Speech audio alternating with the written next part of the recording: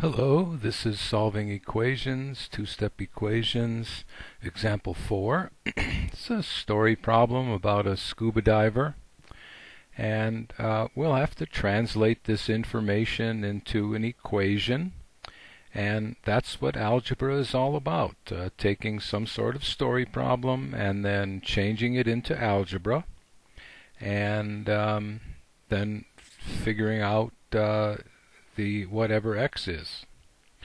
So I like to put things in my own words, and this is what I came up with. They say in the story problem that the pressure on a diver is equal to the pressure from the atmosphere together with the pressure of the water.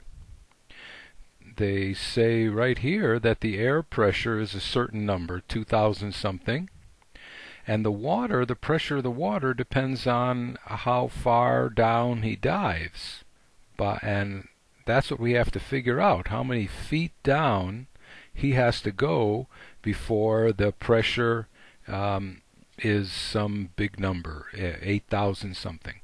So anyway, to do this, we're going to take the pressure of the air, which is just a number. We're going to add the pressure of the water, which is some number, 64. It's 64 times the number of feet, and I'll call the number of feet x. And then we're wondering what x is when all of this equals 8517. So the air was 2,117, and 2,117, and we're going to add to that 64 times x, because x is the number of feet, and if he's at 1 foot, the pressure is 64. At 2 feet, it's 128. 3 feet, it's 192. So whatever x is, you multiply times 64 to get the pressure from the water, and the pressure from the air will always be the same. And we're wondering what x is when all of this adds up to 8517.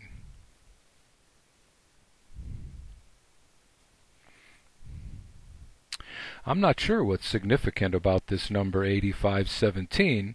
Maybe that's when nitrogen starts to form in the bloodstream, and you're in danger of getting the bends, and you have to do decompression. Well, anyway, let's see how many feet down it is before it's 8517.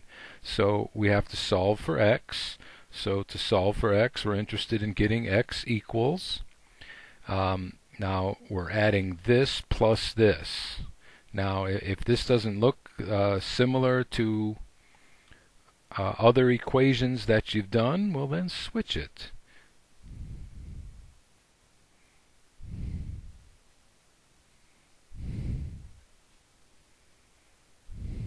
So now it should look more similar to the equations that you're used to solving.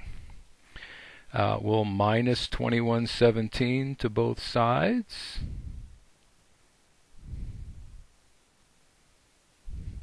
And we end up with 64x equals 64. Well, that makes it nice. Oh, 6400. 0046, 6400. So this time when we divide by x, we get x equals 100. So it's at 100 feet that this diver experiences 8,517 pounds per square foot.